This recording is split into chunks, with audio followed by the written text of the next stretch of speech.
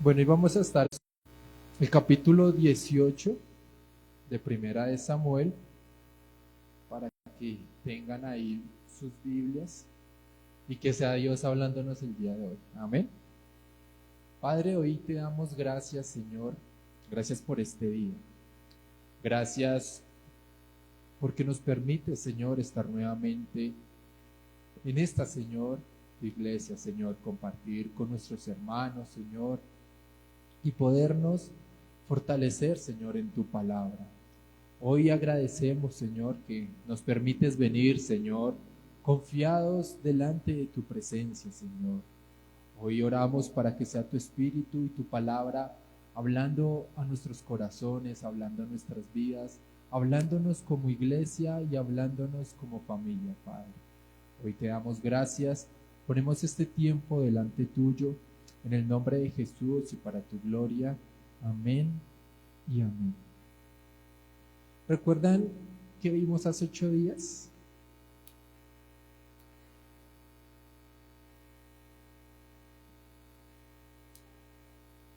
El gran gigante. ¿Quién era el gran gigante en ese pasaje? Bien, bien. Ya entendimos algo más de ese texto tan conocido, ¿cierto? Y cerrábamos así ese capítulo, ¿no? Si vemos de pronto los últimos versículos, veíamos cómo Saúl mandó a llamar a David nuevamente, que fue un pasaje un poquito conflictivo, y ya cuando entramos en este capítulo 18, vemos a un David de lleno en el palacio. Ya no era que solo viniera, tocara el arpa, perdón, sino que de aquí en adelante ya vemos a un David en el palacio 100%. Recuerden, esto no es cronológicamente, ni es que un pasaje, cuando pasamos de un pasaje al otro, haya pasado de un día para otro o de unos días para otro, puede que haya pasado más tiempo. Entonces, cuando llegamos a este pasaje, vemos lo que empezó a acontecer después de que David derrotó a Goliat, después de que David empezó a luchar junto a su rey Saúl para extender y llevar y librar todas las batallas que Dios les guiara a llevar. Y miren cómo empieza, versículo 1. Aconteció que cuando él hubo acabado de hablar con Saúl, el alma de Jonatán quedó ligada con la de David, y lo amó Jonatán como a sí mismo. Este pasaje últimamente ha sido bastante mal interpretado. De este versículo hablan del amor de Jonatán y de David, como si Dios permitiera las relaciones homosexuales. Y no es así, lo vamos a seguir viendo en el transcurso en que vayamos avanzando en la carta, en que ese amor era un amor de amigos, un amor casi que de hermanos, podríamos decir. Y la misma historia bíblica nos sustenta esto conforme vayamos avanzando. Lo que vemos aquí ya es David en pleno, ¿no? No solo con el rey Saúl, que era el que dirigía el ejército, era el que dirigía el reino en Israel, sino que Jonatán. Recuerdan que antes de llegar al episodio de Goliat, Jonatán también tuvo un episodio aparte, que fue con su escudero, que confundió todo, Dios lo usó y confundieron todas las filas enemigas, que entre ellos empezaron a matar y atacar entre ellos. Y Dios usó a Jonatán, y Jonatán entendía también para quién luchaba. Veíamos en ese pasaje el contraste entre su padre Saúl y su hijo Jonatán. Ahora aquí vemos a los tres guerreros más grandes de Israel en este momento ya peleando, tanto Saúl como Jonatán como David. Ya los vemos dentro de sí mismo y vemos que este pasaje de amó Jonatán lo amó Jonatán como a sí mismo es la entrañable hermandad y amistad que iban a formar de aquí en adelante David y Jonatán. Miren cómo sigue, versículo 2. Y Saúl le tomó aquel día y no lo dejó volver a casa de su padre. Nos relata que después del episodio con Goliat, después de que David y Jonatán empiezan una gran amistad, David queda de lleno en el palacio. Ya el David que cuidaba las ovejas, el David que era el menor y el más menospreciado de la casa, empezó a quedar relegado atrás. Ahora era un importante miembro del honorable ejército de Israel y ocupaba un lugar especial no solo dentro del ejército, sino también dentro del reinado de Saúl. Y por eso fue que Saúl, dice, le tomó y no le dejó volver a casa de su padre. Saúl podía hacer eso porque recuerden él cómo formó el ejército, lo veíamos capítulos atrás. Tomaba a los hombres más fuertes de cada familia y para su ejército. Y pues David, habiendo derrotado a Goliat, no iba a ser la excepción. Y aquí empieza a desarrollarse la historia en que nos encontramos ahora, en que ahora David es amigo de Jonatán y de que ahora David ya no es el pastor de ovejas, sino que ahora es una importante figura para el ejército, para el reinado y para el mismo pueblo de Israel. Versículo 3: hicieron pacto Jonatán y David, porque él le amaba como a sí mismo. 2 veces se habla de ese gran amor, ¿cierto?, que tenían, de esa gran amistad, de esa gran hermandad que empezaba. Y Jonatán se quitó el manto que llevaba y se lo dio a David y otras ropas suyas, hasta su espada, su arco y su talabarta. ¿Recuerdan ese episodio precisamente en el que la historia nos introdujo a Jonatán, que nos decía que solo Jonatán y David tenían espadas para pelear porque se habían quedado sin herreros en Israel y demás? Pues esto que está haciendo Jonatán aquí era símbolo de que ahora Jonatán le iba a servir a David, entendiendo lo que Saúl se negaba a creer. Recuerden, Saúl ya había sido desechado por Dios. Samuel se lo había dejado muy claro y Samuel le había dicho: Dios levantará otro rey, conforme a su corazón, no conforme al pueblo. Saúl ya lo sabía, y aunque él seguía hasta el momento a cargo del rey, Saúl estaba vigilante a ver dónde podría aparecer el próximo rey. Incluso recuerden que cuando Samuel fue a ungir a David, fue con cierto temor, ¿cierto? Que cuando Dios le habló a Samuel: ve, he preparado un nuevo rey, Samuel como: uy, pero si Saúl me ve, me cae, ¿cierto? Y Dios le dijo: no, ve, toma unos sacrificios, toma unos ancianos, di que vas a hacer unos sacrificios en la casa de Isaí y unge al que yo te indique. Entonces vemos que por lo que pasaba hasta el momento, Saúl estaba intranquilo. Saúl no estaba, sabía que su tiempo se le agotaba en el reinado, que aunque de pronto él era el rey de nombre, ya sabía que había sido desechado tanto por Dios como por el mismo profeta Samuel, y estaba a la expectativa de todo eso. Tal vez él pensó: si me traigo a David, que fue el que venció a Goliat, a David que es la figura icónica del momento en Israel, de pronto Dios se apiada de mí, de pronto mi reinado se extiende un poco más. Pero él no lo entendió así, y Jonatán sí lo entendió así. Símbolo de eso era la ropa, el manto que llevaba y la espada que llevaba, porque eso era para el rey, era símbolo de que su lealtad iba a ser con el rey que Dios había puesto. Esto hasta aquí no lo había entendido Saúl, y Jonatán sí. Y aquí empieza a desarrollarse toda la figura de David hasta el reinado, y empieza la decadencia total de Saúl hasta su muerte. Este pasaje es de bastantes contrastes. El título que he puesto es Destrucción o Bendición, porque se ve muy marcado conforme vayamos estudiando este capítulo. Ustedes se van a dar cuenta de la naturaleza humana. Ya mediante desarrollemos el tema, sabrán del por qué les hablo de esta forma. Hasta aquí es la introducción a este capítulo. David y Jonatán, hermanos, David ahora peleando como figura importante para Israel y Saúl respaldado por su nuevo guerrero que consiguió. Ahora miren cómo se empieza a desarrollar esta historia. ¿Qué pasa con estos tres personajes que ahora son los más relevantes en la historia de Israel? Versículos 5 al 7. Y salía David a donde quiera que Saúl le enviaba. Era ahora la mano derecha del rey Saúl. Y se portaba prudentemente.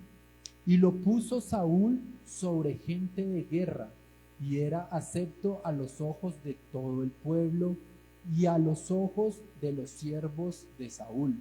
Aconteció que cuando volvían ellos, cuando David volvió de matar al filisteo, salieron las mujeres de todas las ciudades de Israel cantando y danzando para recibir al rey Saúl, con panderos, con cánticos de alegría y con instrumentos de música.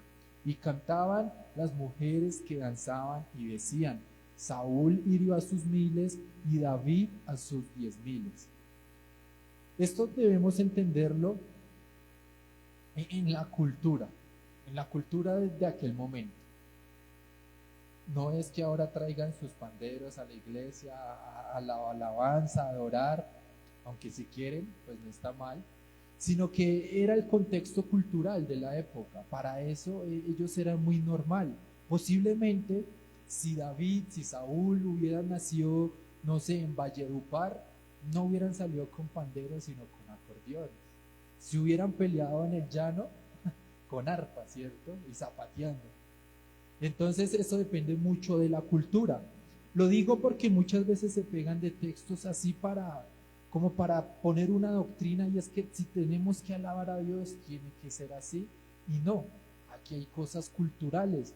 Además, ellos no estaban adorando a Dios, estaban celebrando que venían de la guerra, que Dios les había dado la victoria. Entonces estaban en todo su esplendor, en su folclor de la alegría. ¿Listo? Que ni siquiera estaban en el templo. Pero miren lo que cantaba. Y eso es lo curioso. Saúl hirió a sus miles, David a sus 10,000. ¿Y cómo empezaba el versículo 5? Y lo puso Saúl sobre gente de guerra. O sea, era un comandante o general, o no sé qué rangos tenían en ese tiempo, pero era alguien importante que ya mandaba dentro del mismo ejército de Israel.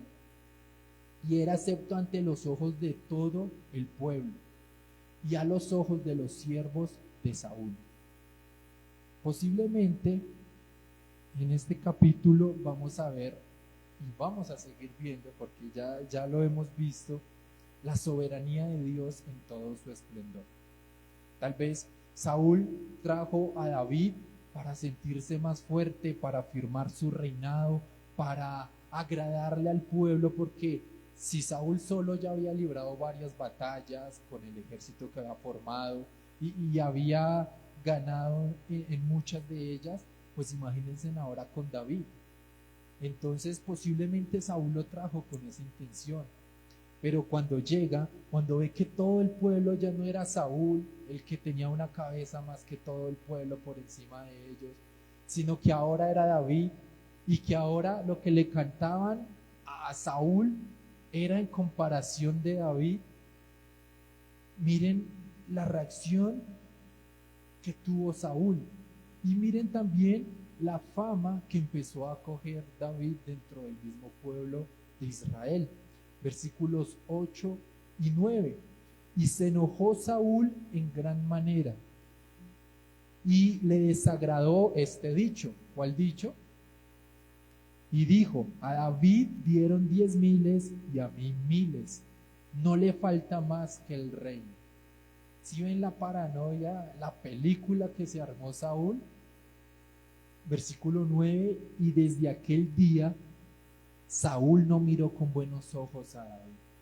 Veníamos de 2 capítulos seguidos en donde Saúl había mandado a decir al padre David: he hallado gracia en David, préstemelo para que me toque el arpa, y en el capítulo anterior, préstemelo para que ayude a luchar, y ahora aquí ya de lleno.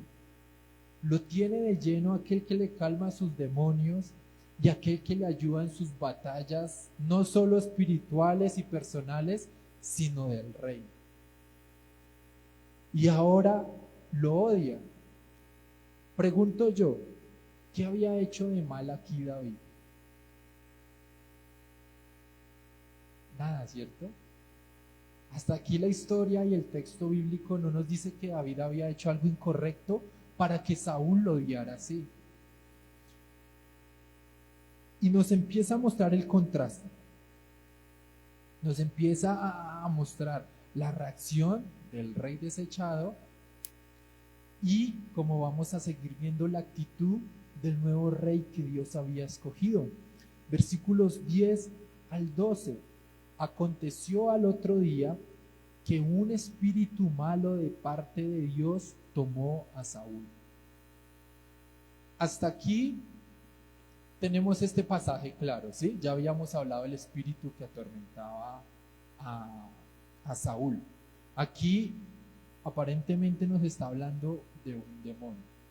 Hacíamos la comparación cuando el espíritu empezó a atormentar a Saúl, de cómo a Job también se nos veía en Job capítulo 1, que el mismo Satanás vino y pidió permiso a Dios para poderle empezar a quitar todo a Job. Y veíamos nosotros en ese contexto cómo Dios permite también esas cosas en nuestras vidas, muchas veces para enseñarnos, para confrontarnos o simplemente por misericordia. En la primera ocasión de Saúl lo veíamos que era por misericordia, para que él buscara arrepentimiento. ¿Y Saúl qué hizo? Como David me calma con su arpa, tráiganmelo. Y esos eran los pañitos de agua tibia que Saúl se daba.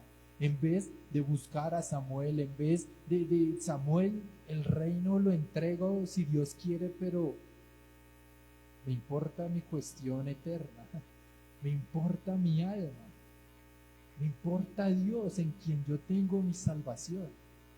Pero él prefirió seguir viviendo de sus apariencias. Aquí es claro el texto y el corte del autor. Todo venía bien con David. Ahora sí, David, Jonatán y Saúl, mejor dicho, acababan con cualquier ejército. El pueblo los recibía con euforia, los recibía con alegría también, ¿verdad? Pero Saúl permitió esa ira, ese odio en su corazón, en su vida, y volvió el espíritu malo.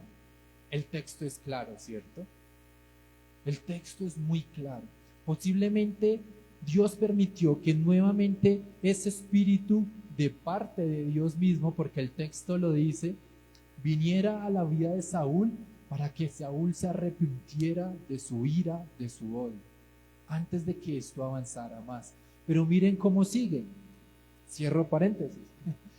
Y él desvariaba en medio de su casa. Y David tocaba con su mano como los otros días, y tenía Saúl la lanza en la mano. Y arrojó Saúl la lanza diciendo: enclavaré a David a la pared. Pero David lo evadió 2 veces. En ese entonces no había pistolas, no había cosa más peligrosa que de pronto tener el arco o tener la lanza. Es lo que simbolizaba. ¿Han visto las películas de los ejércitos antiguos? Son las 2 cosas que más influyen. Bueno, junto con el escudo, pero el escudo es de protección, no de ataque. Imagínense ustedes yendo a predicarle a alguien que está desvariado a causa de su pecado, de su maldad, de la maquinación en su corazón, y él con la pistola en la mano. ¿A qué horas ese loco empieza a disparar? ¿Cierto? Algo así es la escena.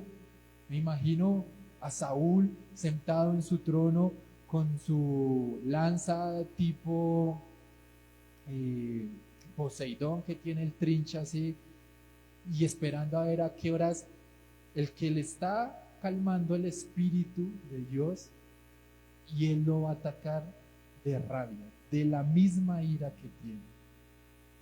¿Cuántas veces ha pasado eso? Posiblemente no con una lanza o una pistola o una flecha, sino con personas que saben que no están haciendo lo correcto delante de Dios y les da esa quisquilla que vengan a hablarles de Dios, porque les incomoda tanto que los confronte con su pecado que prefieren, yo no creo en Dios, no creo en las iglesias, no creo en pastores, esos evangélicos no sé cuántas, o esa gente que se la pasa en la iglesia, o esas religiones que se inventan. Y hay gente que reacciona así, ¿no? En medio de su ira. Prefieren mirar ellos cómo se hacen pañitos de agua tibia para calmar su pecado, a que sean confrontados con su pecado.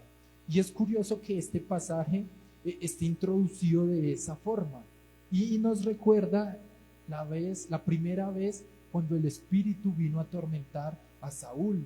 Las mismas cosas, solo que en ese entonces a Saúl le cayó muy bien David, me imagino que tocaba el arpa o al llanero y le calmaba su espíritu, pero en esta ocasión, aunque posiblemente se lo calmaba como en las otras ocasiones, su ira, su rabia, su odio fue mayor que preferir a que David le calmara eso.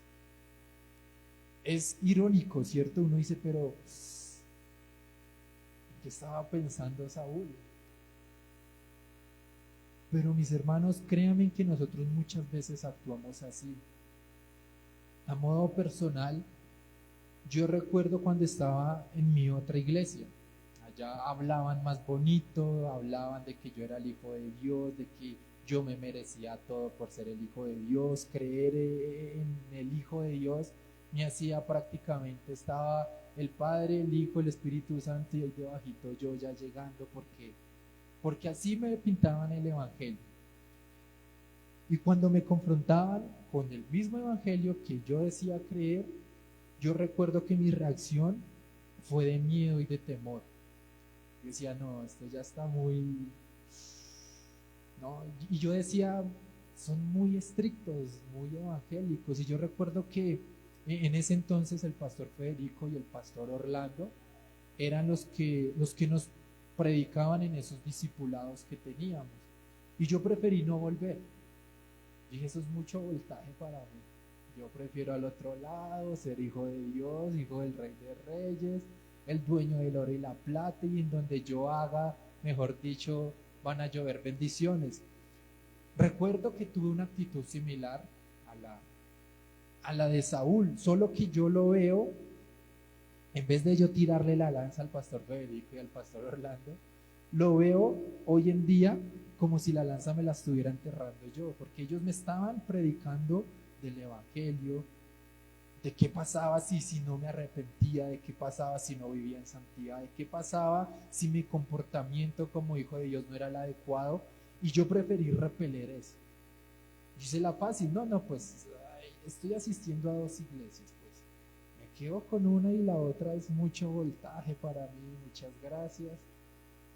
Pero bueno, Dios fue bueno, con el tiempo recapacité, entendí que pues lo que me decían era verdad, que el del problema era yo, no la iglesia, no el que me predicaba, y empecé a entender mucho más de la palabra de Dios. Y yo creo que todos hemos pasado por un momento así. Acuérdense cuando de pronto lo invitaban a la iglesia, al discipulado, y uno ponía excusas, ¿no? O uno era tajante, no, es que para buscar de Dios no necesito la iglesia. Y aunque es verdad, a Dios le ha placido que la salvación venga por medio de la predicación del Evangelio, que para unos es locura y para otros condenación, nos dice Romanos. Entonces, aunque es verdad que no necesitamos de la iglesia para buscar de Dios, Dios en su sabiduría y soberanía permite que la iglesia sea la que llegue a aquellos que han de tener la salvación. Y es algo confrontante, porque uno dice, ¿cuántas iglesias no están en lo correcto? Pero aún en medio de esas iglesias raras, Dios las usa para hablar y para predicar el Evangelio, sin ir tan lejos.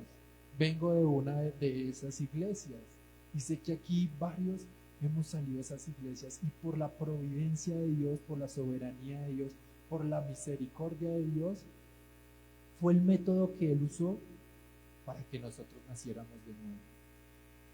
Es un poquito irónico y no lo entenderíamos, pero Dios es así. Y en este episodio vemos cómo Saúl no agachó la cabeza, al contrario, se dejó llevar de su ira, se dejó llevar de sus emociones y quería matar al pobre David. Y no solo una, sino dos veces, ¿no? Esto nos habla de que se me resbaló la mano, pero dos veces. Y me imagino a Saúl allá, David esquivando y tocando, y después se para y otra vez coge y vuelve impulso, y David vuelve y lo esquiva, y David ahí, uno diría, bueno, la primera salga de ahí corriendo, pero nos habla de la actitud de David querer ayudar a su rey, aunque David sabía que ya era ungido como rey y que iba a ser el próximo rey de Israel. Él respetaba el rey que Dios había puesto y que en ese momento seguía ahí. Y vemos las dos, un cristiano de la época, que no le manden una lanza, sino un puño. Yo soy cristiano, manso, pero no menso. Y saca el puño, ¿cierto? Y David vemos que es todo lo contrario, y vemos las dos reacciones muy marcadas en ambos, en aquel que se deja llevar de sus emociones, de su ira, de sus arrebatos, cómo reacciona, y en aquel que, pues yo no creo que David estuviera contento tocando el arpa, pero él entendía que de pronto él podía ayudarle y serle de alivio y de solución a su rey Saúl en medio de ese conflicto. Entonces nos muestra las dos caras, en aquel que se deja llevar por sus propias emociones y en aquel que en medio de la dificultad pues quiere servir y honrar a Dios antes que a él mismo. David ahí ya era un soldado, nos lo dice el mismo texto. David fácilmente hubiera podido plantarle cara al rey Saúl. No fue miedo, no fue temor. Le plantó cara en el capítulo anterior a un man de 3 metros. No era eso, era la actitud de David, y lo vemos muy marcado en el pasaje. Versículos 12 y 13, perdón. Y la valió 2 veces, versículo 12. Mas Saúl estaba temeroso de David, por cuanto Jehová estaba con él y se había apartado de Saúl. Por lo cual Saúl lo alejó de sí y le hizo jefe de 1000 y salía y entraba delante del pueblo. Miren lo que hizo Saúl. Con Saúl uno lee la historia de Saúl y uno dice todo mal en su vida, ¿cierto? Todo mal. Porque se dio cuenta que él al tocar, que él al querer servirle y ayudarle en ese pasaje tan conflictivo de su vida, Dios estaba con él. Miren lo que produjo en Saúl. Saúl estaba temeroso de David. Está bien, no quiso buscar a Samuel, no quiso tal vez pedirle perdón delante de Dios, pero si sabía que Dios estaba con David, debió antes, David, ayúdame, ¿cierto? O sea, estoy vuelto nada. Sí, soy el rey de Israel, sí, tenemos uno de los ejércitos más reconocidos hoy en día, pero imagínense en el tormento que estaba pasando a Saúl por un momento. Que cada vez que él hiciera algo, viniera ese espíritu que lo atormentaba.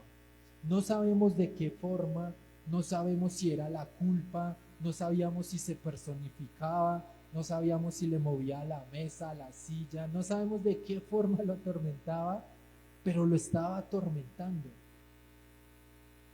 Y veíamos hace 8 días, tal vez nosotros en qué circunstancia estamos, qué nos atormenta, qué no nos deja ir delante de Dios en paz, o qué por nuestro orgullo no vamos delante de Dios a entregarle nuestras circunstancias. Y en esta circunstancia se encontraba Saúl, y no era la primera vez. Lo vimos esa primera vez que se le apareció el Espíritu, lo vimos hace 8 días con Goliat, y ahora lo volvemos a ver. ¿Y qué prefirió Saúl? Lo apartó de él. No, usted es tan bueno para mí que vaya y dirija 1000 hombres, lo haciendo y vaya y pelee las batallas, pero no se me acerque más porque la culpa me gana. La culpa me gana demasiado. Y esa es la actitud de Saúl. No reflejaba lo que debía reflejar, ese arrepentimiento delante de Dios, clamar por lo que le estaba pasando. Y el relato sigue, y David se conducía prudentemente en todos sus asuntos, y Jehová estaba con él. Es la segunda vez que se menciona en el texto que David actuaba prudentemente. En el hebreo esto es con sabiduría, con capacidad. Y Jehová estaba con él. También es la segunda vez que nos dice eso. Y Jehová estaba con David. Y viendo Saúl que se portaba tan prudentemente, tenía temor de él. Mas todo Israel y Judá amaba a David, porque él salía y entraba delante de ellos. ¿Qué malo hizo David para merecer el odio de Saúl? Hasta aquí nada, ¿cierto? Al contrario, prudentemente. Lo que les digo, hubiera sido un David colombiano a la hora de la primer lanzada de lanza, ya uno buscaba algo para que defenderse, así fuera el palo de la escoba. Y ahí nos dice que prudentemente David se manejaba, ¿cierto? En todo aspecto, con el rey, en la guerra, con el pueblo, y que ahora el afecto del pueblo era aún más grande.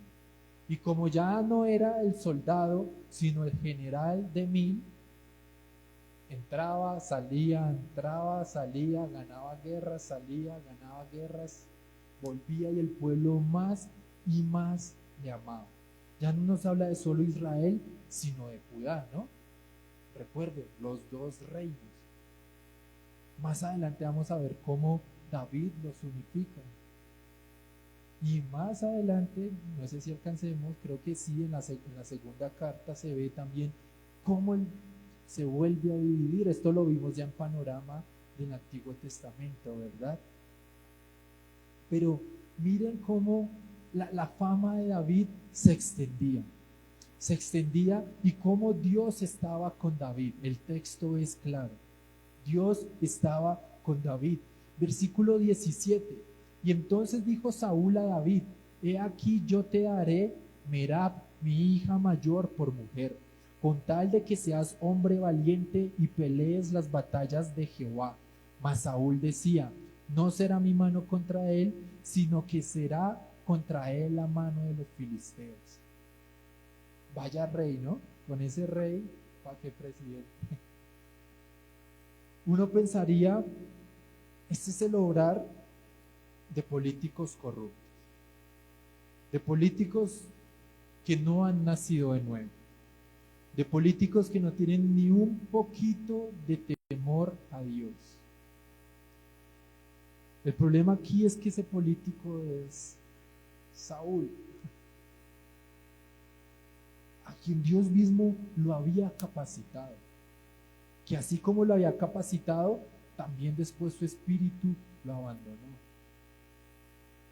Y el temor de Saúl era tan grande de ir en contra de David, que prefirió mandarlo a la guerra para que lo mataran en guerra y él no tener nada que ver. Pero miren la estrategia. te daré a Mera, mi hija mayor, por mujer, con tal de que seas hombre valiente, no le infla el ego, y pelees las batallas de Jehová, y lo espiritualiza todo. Ahora sí son las batallas de Jehová. ¿Recuerdan cuando él hizo los sacrificios y que Samuel le dijo, ¿qué has hecho, Saúl?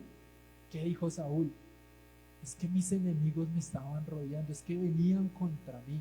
Pero ahora que quiere matar a David, ahí sí es el espiritual. David, te voy a dar a mi hija con tal de que pelees las batallas de Jehová.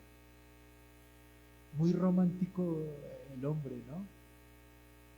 Pero el texto nos dice, mas Saúl decía, no será mi mano contra él, sino será contra él la mano de los filisteos. Qué doble cara este Saúl. Pero ¿cuántas veces nosotros tratamos de espiritualizar las cosas de esa forma? ¿Cuántas veces nosotros tratamos de hacer cosas así fueran insignificantes, camuflando la obra de Dios en ellas? ¿O cuántas veces a nosotros nos inflan el ego y no, es que esto es para el servicio de Dios, para esto, para lo otro? Y uno cae en la torpeza de dejarse inflar el orgullo e ir y hacer algo que de pronto Dios no le ha mandado. Lo hemos visto en nuestras vidas, ¿cierto? Yo sé que todos hemos pasado por ahí. Yo lo decía, no, pero es que en esta iglesia sirvo más que allá donde me confrontan. Y duré varios meses, varios años así, como que no justificaba mi actuar, justificaba mi pecado, justificaba el no querer escuchar la voz de Dios cuando me hablaba. Y esto nos puede estar pasando, si decimos, Saúl era de los políticos el peor que nos dice la Biblia, podríamos pensar. Pero es que si está ahí, es para que aprendamos de la historia. Quien no aprende su historia está condenado a repetirla. Y Dios nos habla, si ustedes se dan cuenta, Primera y Segunda de Samuel es un libro histórico. No es que nosotros, no, hoy en día no, entonces Saúl es Petro, ¿y quién será David? ¿Y dónde estará David para votar por él? No vayamos a interpretar de esa forma la Biblia, podríamos estar en un error gigante. Tenemos que entenderla en su debido contexto para después aplicarla a nuestra vida. Por eso la importancia de estudiar la Biblia correctamente. Podríamos estar diciendo cualquier locura y justificarla con 1 o 2 versículos y hasta tramaríamos la gente y hasta nosotros mismos estaríamos en un error. Pero es que estos textos están ahí, es porque Dios nos habla a nosotros, para examinarnos bajo los errores o los aciertos de los que Dios permitió que fueran escritos tiempo atrás. Sí, Saúl es así y lo que nosotros tenemos que hacer es no ser como Saúl. Mirar en qué estamos fallando al igual que Saúl y no cometer los mismos errores de Saúl. Sería muy triste uno de pronto decir en todo lo que hemos estudiado este año, esta carta, y decir, en unas cosas me identifico con Saúl y no hacer nada al igual que Saúl.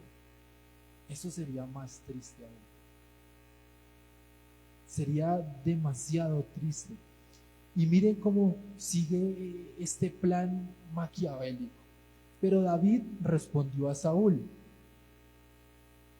¿Qué respondió David?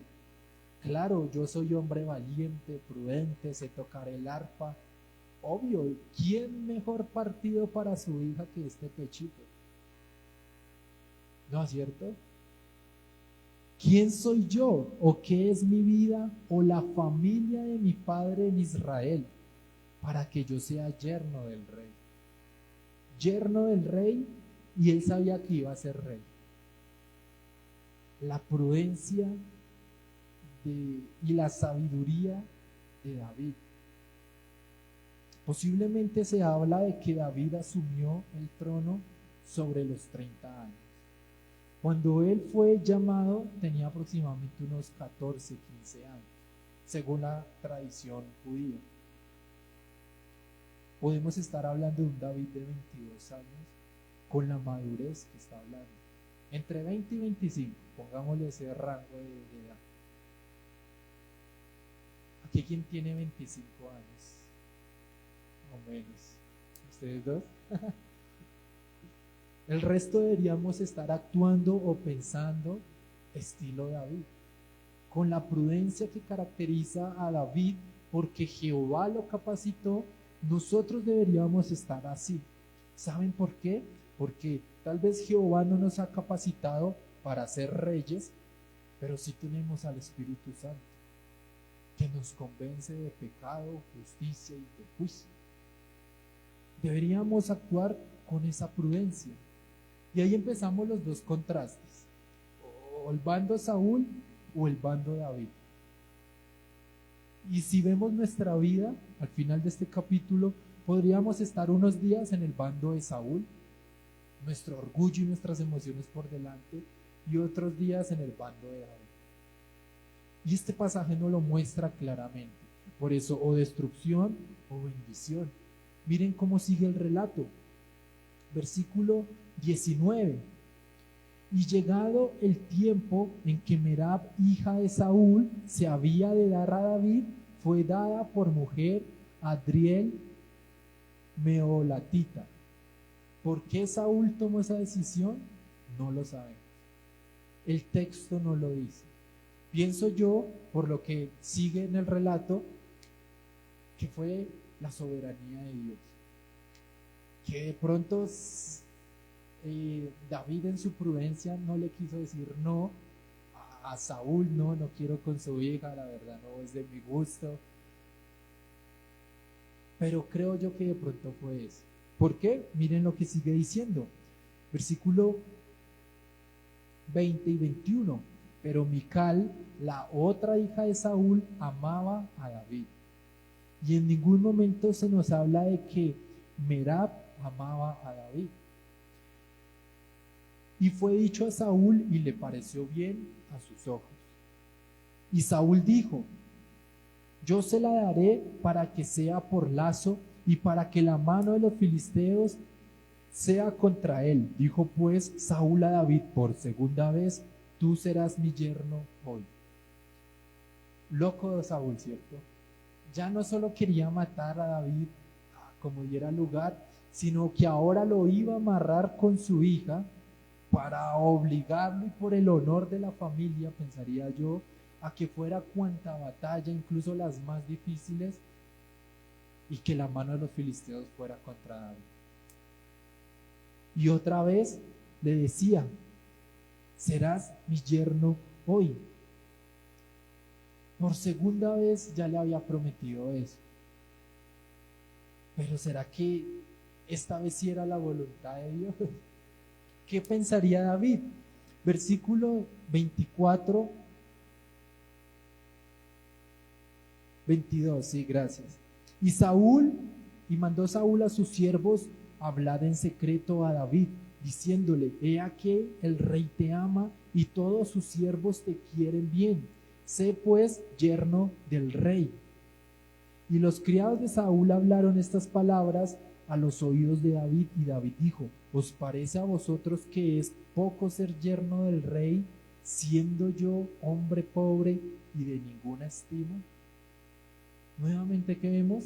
La prudencia de David, ¿no? La sabiduría y el tacto a la hora de hablar. Y al otro lado, ¿qué vemos? La maquinación de Saúl, ¿cierto? No pude convencerlo, vayan ustedes. Eso parece chisme de salón. Así como cuando iban, que saludes de mi amiga, que si hablan a la salida.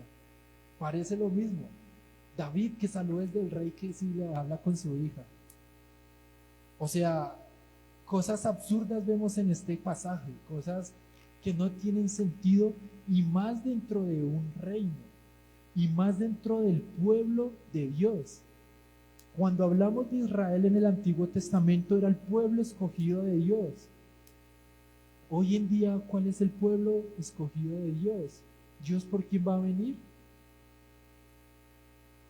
Por su iglesia. ¿Recuerdan por allá en Gálatas 3, porque se los he dicho varias veces que lo lean, no sé si lo han leído y lo han estudiado, en que Pablo dice que la promesa Abraham decía a su descendencia apuntando a Cristo, y que ahora éramos hijos de Abraham por fe, no por la circuncisión. Hoy en día el pueblo de Dios viene a ser los que creen en Él. Sería genial que fuera toda la iglesia, pero lamentablemente si dentro del pueblo de Dios aparece un Saúl en aquel entonces, hoy en día la iglesia puede estar llena de Saúles, y no tenemos que ser tan ingenuos en que todo el que asista a la iglesia va a ser salvo. Duele decirlo, es confrontante, pero es la realidad. Y Jesús lo dice, ¿no? En aquel día muchos vendrán a mí diciendo, Señor, Señor, hice milagros, hice viernes de milagro y llené coliseos. Pero de cierto os digo, nunca los conocí. Toda una vida en la iglesia y no conocer a Dios es posible, es muy posible. Saúl, toda una vida en el reinado que Dios le dio y no conoció a Dios. Judas, todo su ministerio al mejor pastor. Pueden resucitar a Calvino, a Spurgeon, al que ustedes quieran, y créanme que no puede haber un mejor predicador y expositor que Cristo mismo. Y Judas no nació de nuevo. Tuvo remordimiento, sí, y eso lo llevó a su suicidio. Pero ¿y Pedro? La actitud de Pedro, ¿cómo fue? Apenas lo vio al pie de la orilla del mar, no esperó ni que subieran anclas, se fue nadando y a pedir perdón. El caminar de un cristiano no va a ser perfecto nunca. El actuar de un cristiano no va a ser perfecto nunca. Pero el arrepentimiento siempre va a hablar de los frutos del Espíritu Santo en nuestra vida. No es el hablar en lenguas, no es en sanar miles, 10,000, para que nos canten en la calle, Maldonado sanó 1,000 y Margis 10,000. No. Eso puede ser añaduras. Creemos en un Dios que sana a quien Él le place sanar. Pero el verdadero fruto de Dios en nuestro corazón es el arrepentimiento. ¿Por qué? Porque seguimos siendo carne. Hasta cuando venga Cristo por segunda vez y seamos resucitados en gloria, es que vamos a poder ser perfectos. Por eso es tan importante el arrepentimiento en una vida cristiana, en un hijo de Dios. Y son los frutos que hablan de que es hijo de Dios. Y por eso tantas veces a Saúl vemos ocasiones que Dios permite para que se arrepienta y no se arrepiente. Y no se arrepiente y peor, ¿cierto? Y peor, y peor. Capítulo tras capítulo lo estamos viendo. Miren lo que sigue diciendo, versículo 24 y 25. Los criados de Saúl hablaron estas palabras a los oídos de David, y David dijo: ¿Os parece a vosotros que es poco ser yerno del rey, siendo yo un hombre pobre y de ninguna estima? Y los criados de Saúl le dieron la respuesta diciendo: tales palabras ha dicho David. Y Saúl dijo: decid así a David, el rey no desea dote, sino siempre pucios de filisteos, para que sea tomada venganza de los enemigos del rey. Pero Saúl pensaba hacer caer en manos de los filisteos. Hasta aquí, ¿cuál sería el énfasis de este capítulo? Saúl queriendo matar por medio de los filisteos a David, ¿cierto? De distintas formas, distintas estrategias, pero quiere hacer. Ahora, como ve la prudencia de David, la sabiduría de David, tal vez David por eso decía: pero si es que yo soy pobre, y la primera vez cuando le ofreció su hija mayor, pero qué reputación tiene mi familia si venimos de Belén, de un pueblito ahí pequeño que no tiene mayor relevancia en Israel. El dote era el pago que hacían por las mujeres a la hora de casarse. Ese era el dote. Por eso ahí dice, decide, el rey no desea dote, sino siempre pucios. Pues claro, como David ya era un guerrero reconocido, era más fácil matar 100 soldados que conseguirse la plata para casarse con la hija del rey. Por eso Saúl se lo estaba entregando todo como tan fácil. Y miren cómo sigue el texto. Versículos 26 y 27. Cuando sus siervos declararon a David estas palabras, pareció bien la cosa a los ojos de David para ser yerno del rey. Y antes que el plazo se cumpliese, se levantó David, fue con su gente, mató 200 hombres de los filisteos y trajo David los prepucios de ellos y los entregó todos al rey a fin de hacerse yerno del rey. Y Saúl le dio a su hija Mical por mujer. ¿Por qué les decía yo que posiblemente dentro de la soberanía de Dios no estuvo que David hiciera esto por la hija mayor de Saúl? Porque posiblemente no había un gusto, posiblemente no había ese sentimiento. Y créanme que uno muchas veces ve estas historias del Antiguo Testamento y parecen un poco bizarras, ¿cierto? Y no, pero es que Dios los obligaba a casarse y esto y lo otro. No. Hay un sentimiento de por medio. Lo vemos en Abraham, en Isaac, en Jacob, en José, ahora en David. Y posiblemente David no hubiera ido a matar si no le hubiera llamado la atención la segunda hija del rey Saúl. Por eso tal vez lo vio bien. Tal vez él veía la plata como algo inalcanzable, los estratos de la época también. Él decía, yo vengo de Belén, soy pobre, hasta ahora me estoy abriendo camino en el ejército, y ella es la hija del rey. Sea lo que fuera, era la hija del rey. David sabía que iba a llegar al trono, pero cuando Dios lo pusiera, no cuando él acelerara las cosas. Hasta aquí hemos visto varias oportunidades donde David hubiera podido decir, soy el escogido, soy el próximo heredero al trono. ¿Por qué me tratan de esa forma? ¿O por qué me hacen esto o lo otro? ¿Cierto? Pero hasta aquí la prudencia de David es muy marcada en la historia y muy marcada en este texto. Se conducía con prudencia delante de todo. Versículos 28 al 30. Pero Saúl, viendo y considerando que Jehová estaba con él y que su hija Mical lo amaba, tuvo más temor de David, y fue Saúl enemigo de David todos los días. Y salieron a campaña los príncipes de los filisteos, y cada vez que salían, David tenía más éxito que todos los siervos de Saúl, por lo cual se hizo de mucha estima su nombre. ¿Cómo cierra este capítulo, cierto? Veíamos durante el capítulo que el énfasis era matar a David, ¿no? Matar a David por medio de los filisteos. Y cuantas cosas hizo Saúl, Dios lo permitía para beneficio de David. Curioso. Te voy a dar a mi hija. No, pero esta no, la que quiere sí. Iba, Dios lo respaldaba en la batalla, no le trajo 100 prepucios, sino 200. Quería 100, acá tiene el doble. Ahora sí me siento más merecedor de su hijo. Ahora sí vengo a reclamar la princesa. ¿Quiere que vaya a batalla contra los filisteos para que lo mate? Cada vez tiene más éxito.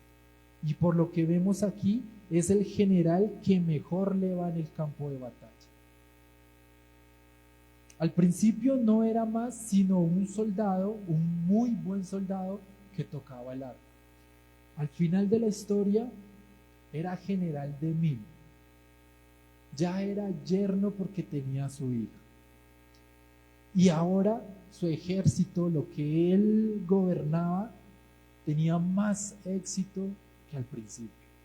Si al principio Saúl tenía temor de David, imagínense ahora. Su odio había crecido desmenuzadamente. O sea, lo que sentía Saúl aquí lo dice, sí, pero créanme que no lo entendemos en su totalidad.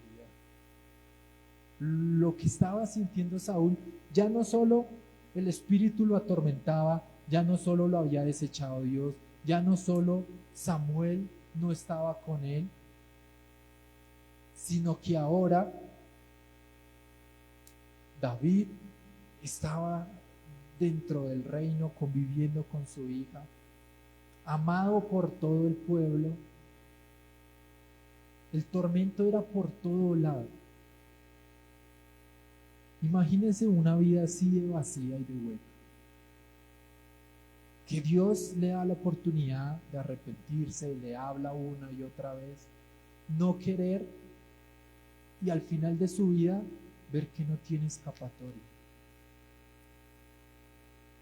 Eso es lo que podemos ver de la historia y lo que podríamos tomar para nosotros del bando de Saúl, ¿no? Una persona que Dios le dio muchas oportunidades de arrepentirse y no quiso. Una persona que Dios lo capacitó para que fuera uno de los mejores reyes, lo desechó. Una persona que tuvo a uno de los mejores profetas como consejero al lado suyo, también lo desechó. Tuvo al soldado que según la Biblia es conforme al corazón de Dios, también lo desechó. Desechó a Dios de todas las formas. No había otra forma más de desechar a Dios en la vida de Saúl.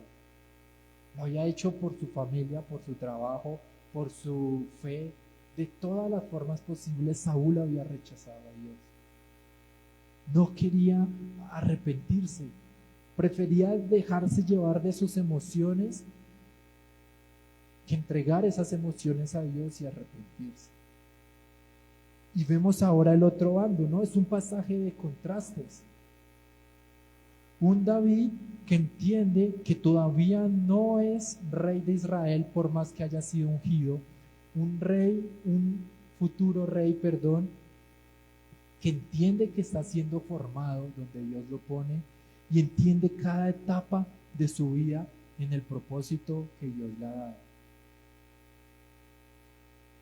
El rey lo quiso matar, actuó prudentemente. Mató a Goliat, cortó la cabeza, pudo haber sido el más famoso de su época, con prudencia, ante el pueblo, ante el ejército, ante los consejeros del rey. ¿Le dieron todo en bandeja de plata para que entrara facilito al reino? No, pero ¿quién soy yo para merecer esto? Podríamos también ponernos de ese lado de David. Si estamos actuando prudentemente ante las dificultades que Dios permite en mi vida. ¿Saben por qué hablo tanto de la soberanía de Dios? Porque este pasaje lo muestra detalladamente. Saúl quería hacer esto, Dios lo permitió para beneficio de David. Estoy seguro que David quería llegar al trono de otra forma, no de esa forma tan terrible y miserable que Saúl le iba a empezar a hacer la vida de aquí en adelante. Pero vemos a un David, actuando prudentemente. Y en este pasaje vemos la fidelidad de Dios en medio de las pruebas para David, ¿no? Y el texto nos lo dice una y otra vez. Jehová estaba con David. La fidelidad de Dios al pie de David, pese a las circunstancias, pese a lo que le hacía a Saúl. Ahora, aunque sabemos que David no fue perfecto, entendemos por lo que nosotros ya sabemos a través del Antiguo Testamento que David era un tipo de Cristo, ¿verdad? Que el reinado de David iba a ser algo minúsculo apuntando al reinado eterno de Cristo mismo. Si nosotros no entendemos que nuestras emociones nos pueden jugar una mala pasada, Si no vamos a Dios, si no vamos a Cristo en arrepentimiento, nuestra vida se puede volver un tormento como se le volvió a Saúl. Hoy que está tan de moda la paz mental, hoy que está tan de moda las emociones, entreguemos esas emociones a Dios. Si la gente entendiera lo que Dios revela por medio de su palabra, no hubieran tantos deprimidos, no hubieran tantos ansiosos.